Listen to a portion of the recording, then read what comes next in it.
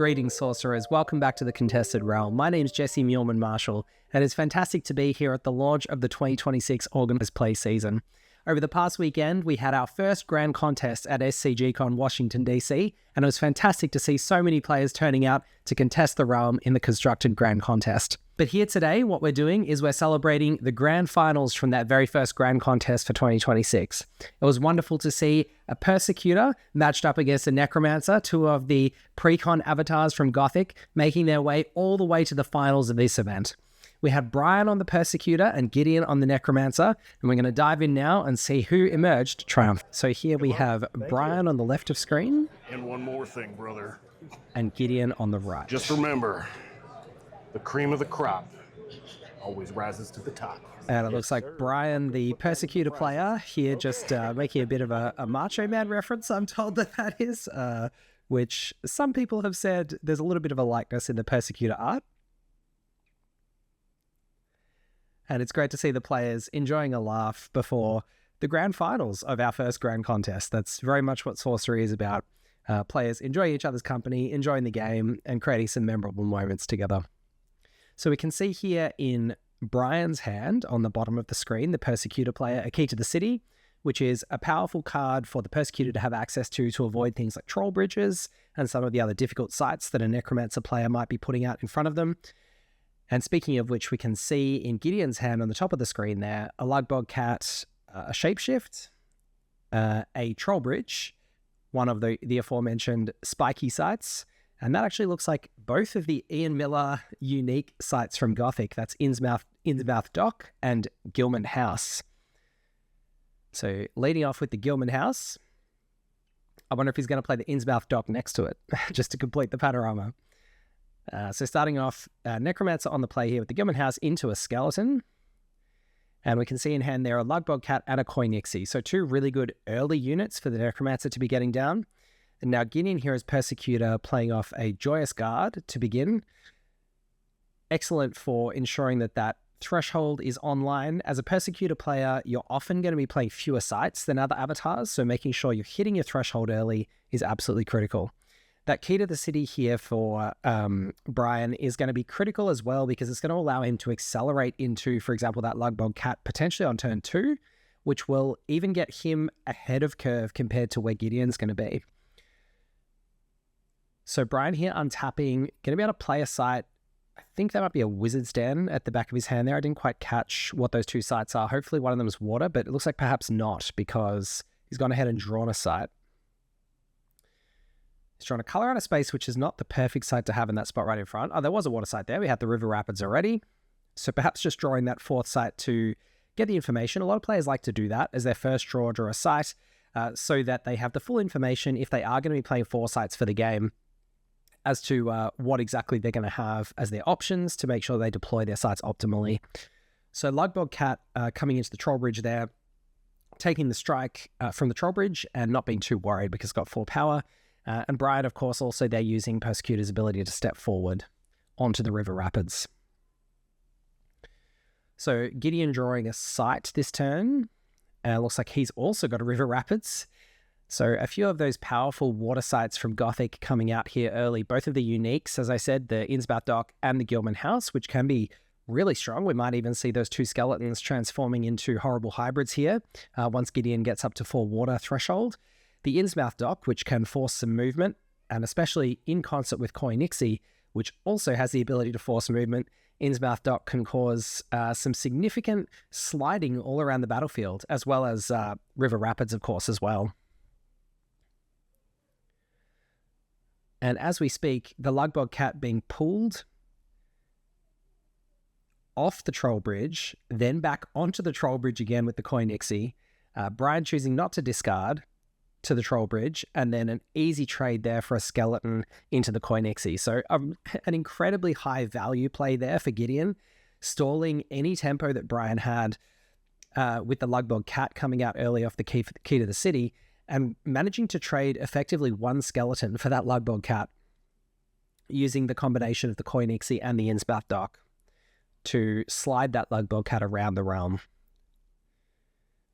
So Brian here now feeling as though he's probably not applying as much pressure as he would like.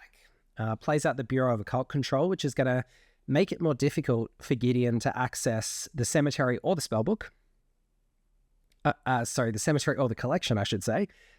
And the Gilman House, which Gideon pointed to there, is, of course, a collection access mechanic. So that's going to, instead of being free, now going to cost Gideon 2 mana.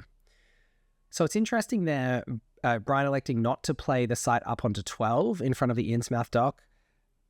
It could have been a way for him to open up an avenue of attack onto the Innsmouth dock that wasn't going to require him to go via the Troll Bridge, and instead opting to go through the Troll Bridge.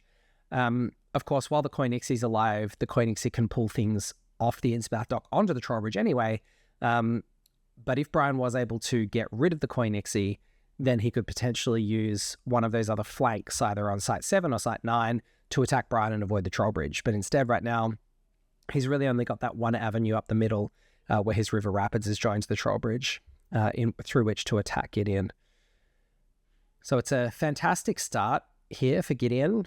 He's got really some fantastic defensive sites, some force movement to move Brian's units into the Troll Bridge, and here off the Shapeshift, hitting a gnarled Wendigo as well. So upgrading a skeleton from 1 power into 5 power, and then getting some incredible advantage from being able to immediately attack with that Wendigo. So Shapeshift, of course, transforming, which means that summoning sickness is not applied if the unit that transformed wasn't itself summoning sick.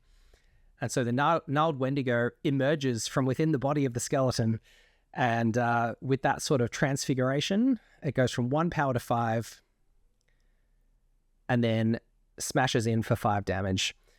So the Persecutor itself taking the hit there, and then the Koinixie moving up, electing not to attack because the Persecutor is actually 2 power, so the Koinixie would die. But the move up there of the Koinixie does open up the opportunity for a Violent to take it out here from Brian, which is pretty good. Being able to get rid of that, if he does then play a site onto square 12 there, perhaps that color out of space, he can then open up that avenue of attack through the Innsmouth dock and not be as vulnerable to being pulled onto the Troll Bridge if he can get rid of the Koinixie with the Violent. So he's now up to 5 mana. So the Violent here can take out the Nixie. And then does he have a 3 mana play to follow it up with? So the Violent here is able to defend the Persecutor or the site, and play the Colicky Dragonets back behind, which is interesting. If he had, let's think about it, if he'd played the Colicky Dragonets up on the Violent site, he would have been able to shoot the Wendigo, but that wouldn't have been particularly effective this turn. So he's playing it back, presumably to give himself the flexibility to keep it out of the line of fire rather than it being able to be attacked by the Wendigo itself. But it does limit its flexibility in terms of how quickly it can get involved in the game. For example, it won't be able to attack next turn over onto the Innsmouth dock if it wanted to. So an interesting development, I think, and one of the key choices that Brian made here was playing that Bureau of Occult Control back onto square 19 rather than on 12 or 14. Because if he did have that more traditional T shape here with the Bureau of Occult Control up front, either on 12 or 14, he would have a few more options as to where to deploy his minions. Admittedly, Gideon, with the fantastic start, having the ability to move things into that central Troll Bridge off the River Rapids. So 14, not such a great place to attack, but still, if you want to get damage in with minions over the course of the game as the beatdown player, as the Persecutor, having more options, even if your minion might be in trouble on your opponent's next turn, having some more options to get damage in can be helpful. So Gideon here opting to tap to draw a site. He looks like he's drawn a Wuthering Heights, another piece of force movement. We're seeing a swap, which could potentially be a theft of the key to the city, which would be unfortunate. The Persecutor, of course, using that key to the city to make his way into the Troll Bridge without taking any damage previously.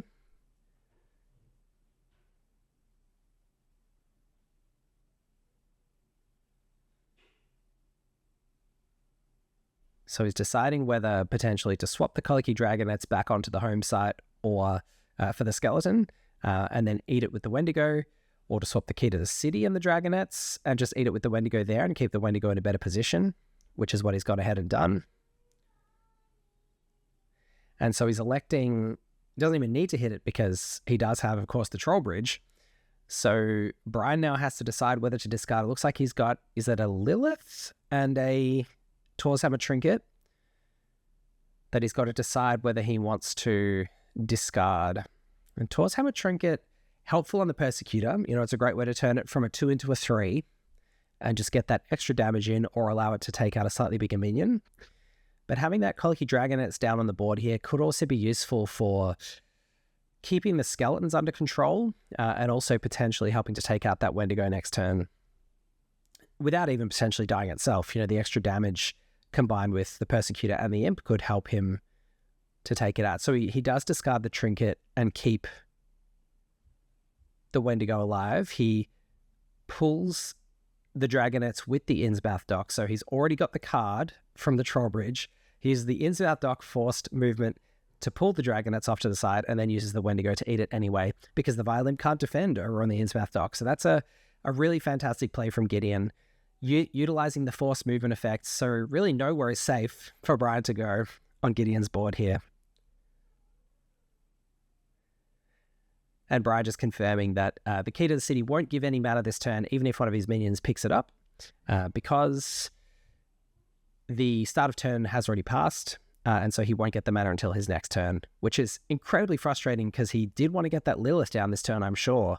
A powerful minion, which he currently has the threshold to cast, but now not the mana. So he steps one step backward onto the Imp, moves and picks up the key to the city. And again, demonstrating the flexibility here of Persecutor's movement. He did, of course, have the option to tap to draw a site there, but electing to move back, pick up the key to the city, safe in the knowledge that next turn he can get a free step of movement, most likely back towards that Vile Imp anyway, or towards any other evil, a skeleton on Gideon's back row, for example. So the movement back and picking up the key to the city, which is itself useful here with the Troll Bridge and the other site-based effects that could otherwise interact with the Persecutor, I think was absolutely the right call there from Brian. The key to the city likely worth more. Also not requiring him to tap again next turn, the way that tapping to draw a site this turn would have in order to get up to that 5 mana that he wants to play as Lilith. The Failed Mutation coming down as well there on Brian's last turn. Wuthering Heights coming down now, another force movement site, and not just force movement, but also one that can redeploy your allies into annoying attacking locations for your opponent. So Gideon with a lot of flexibility here, both in how he moves around his units, but also how he moves around Brian's units. So Brian now facing the kind of interesting choice here of, does he want to trade both of his minions for the Wendigo, or does he want to quote-unquote chump block with the Imp? So he elects the Imp chump block. If he had defended with both minions, then Gideon would have only been able to kill one, and he would have presumably killed the Failed Mutation. In some ways, what that play from Gideon, what that attack indicates is that maybe the Failed Mutation is a bit more annoying for him, that he has some magic that he wants to use to remove minions that he can't use the Failed Mutation. That's what I would think of if I was sitting in Brian's seat. But really what we're seeing in Gideon's hand is a Mesostor Worm, 2 Lugbog Cats, and is that a Sealy Court? I can't quite tell what that last card is. But it's a lot of beef sitting in Gideon's hand. So he's currently thinking about, I think, transforming some minions with the Gilman House, but considering whether to spend the mana. So he's got 5. He could conceivably play out a Lugbog Cat and transform a skeleton into a Horrible Hybrids, paying the Bureau of Occult Control tax.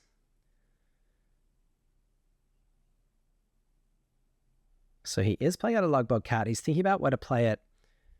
It's going onto River Rapids, so that cat can pretty much go anywhere next turn. It can be moved off the River Rapids for free onto the Wuthering Heights and then flown to pretty much any other site to attack.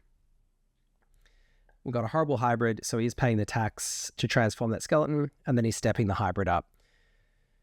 So for 5 mana there, he's managed to add 7 power to the board, which is an incredibly efficient rate. If the Bureau of Occult Control wasn't down, it would be even more efficient. It would have been 3 mana for 7 power, and then potentially would have been able to make another skeleton and transform that one as well in the same turn. So Brian here has drawn a Begone, which is an incredibly powerful spell in Persecutor. It has the capacity to take out any minion, because Persecutor can brand any minion on the board in any region as evil. Begone doesn't target, so it can also target into any region, and that means that Brian would be able to use that to take out the most annoying minion to him anywhere in the realm. A little bit frustrating for him, I guess, because although it's always great to have removal, this turn he did also want to just slam down the Lilith, I think, in some ways, and see what he hits.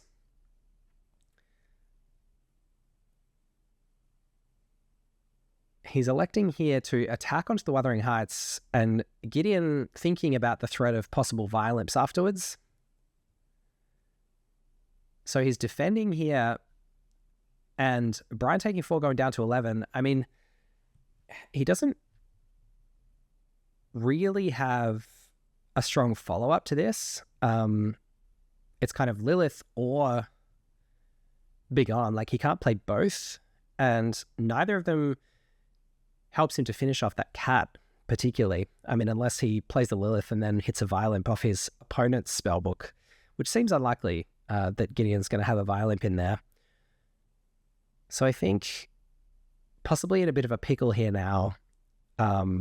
He does have the 5 mana, so, you know, he could somewhat Hail Mary off the Lilith, if you like, to see what he can hit in order to make the defense next turn a little bit more profitable, or he can take out Gideon's biggest unit, being the Gnarled Wendigo, and stem some of the bleeding in terms of what's coming in.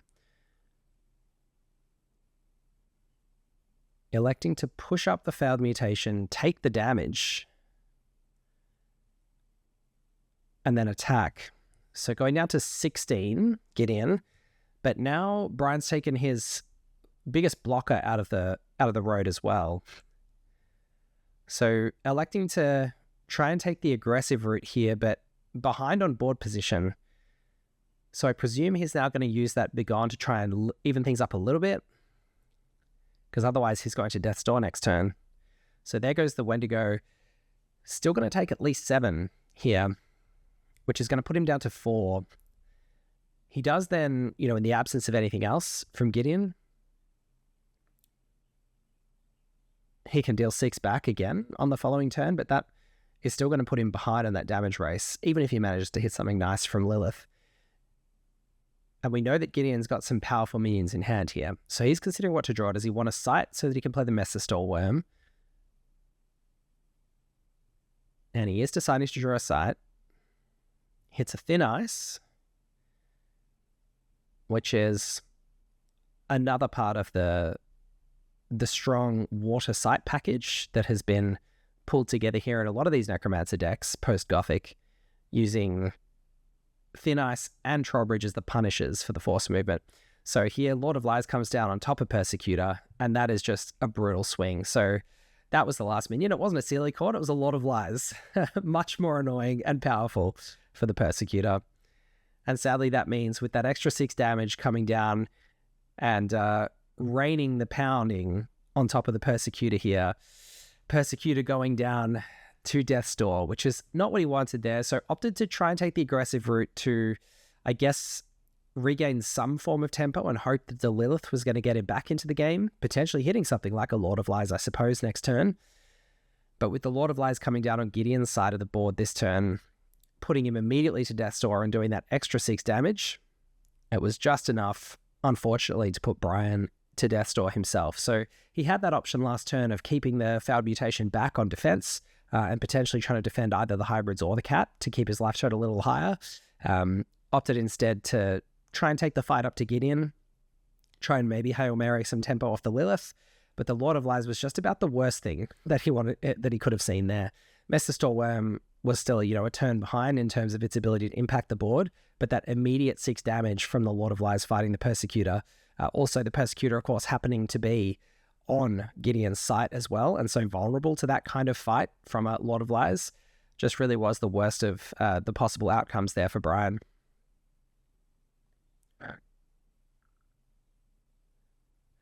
So Gideon, noting that the Bureau of Occult Control has done a bit of work to stem the flow of horrible hybrids this game, but really from Gideon's perspective, getting both a fantastic array of sites, the right combination of force movement with the punishment site of Trollbridge, and now the belated Thin Ice as well, but also just the mana curve of hitting a couple of cats early and having some other bits and pieces to complement the curve, the swap, the Coin Ixie, and then into the Lord of Lies at the top of the curve. It really was just a fantastic masterclass in the deck design that we're seeing coming out of a lot of these water decks in Gothic, but also just how to deploy those threats in a precise and calculated manner to get the most advantage out of them. So we're seeing a Lilith down here in a defensive position on top of the cat, stepping back towards the Lilith with the Persecutor's ability, and then hoping against hope that there is an Archangel Raphael on top, saying that might be the only thing that's going to save him. And indeed, it's going to be tough with the Lord of Lies still on the field. He's got to have something to...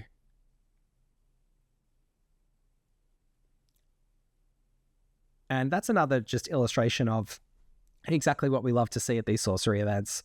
Gideon noting to Brian before he passes turn in the grand final of an event that River Rapids was still available to him to use. So that is just a great piece of sporting play, allowing Brian to push the horrible hybrids off to the side. And now the Green Knight coming down, which means that the cat has to attack the Green Knight. I don't think the cat dies. But in any event, the Lord of Lies moves up, forces the Green Knight to fight the Persecutor, and that is the death blow. So incredibly tight play there from Gideon. Hard luck to Brian.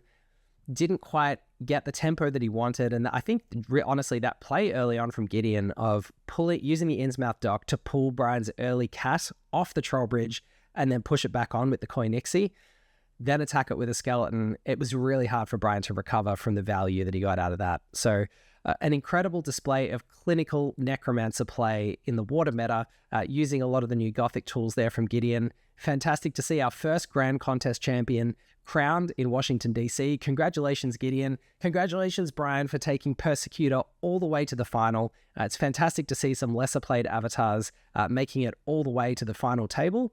And we are incredibly proud and happy to see two fantastic players exhibiting all of the best things about Sorcery Organized play, including sporting play, generosity, and good fun. Hope you enjoyed the video. We'll be back with the finals from the next Grand Contest, and we look forward to seeing so many of you continuing to get out there, enjoy the organized play season, and keep on contesting the realm.